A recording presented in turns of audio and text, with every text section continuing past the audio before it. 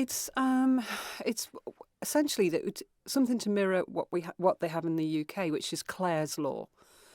And it's a law that gives you the right to ask. So that means that you could ask for information on a partner, or there's a right to ask and there's a right to know. So the right to ask is that you are able to gain information on a partner, or that actually the right to know is if the police have information, they may want to give that to you. And so you're asking the Home Affairs Minister if this is something that's being considered over here. Is it something you'd like to see over here? I think it's something we should be considering. My reasons behind that are actually there's been quite an increase in population over the years, so we don't kind of know each other the way we used to. A lot of people are using dating sites now, no websites, and so I think we know less about each other perhaps than we used to.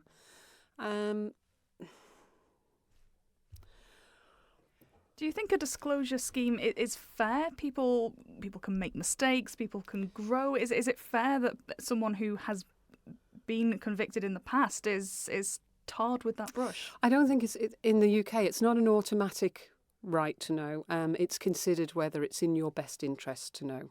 So it's not a case of you can just go and ask about anybody and you would be given information.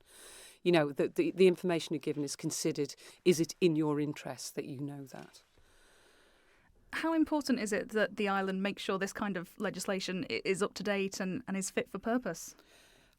Well, that's essential, really. And I think perhaps what we ought to be doing is trying to gain some information of how it's gone in the UK. I've read several articles. Some are for, some are against, but some real information on whether it's helping or not would be useful. And that's why I'm saying that a consideration rather than saying this is what we should have.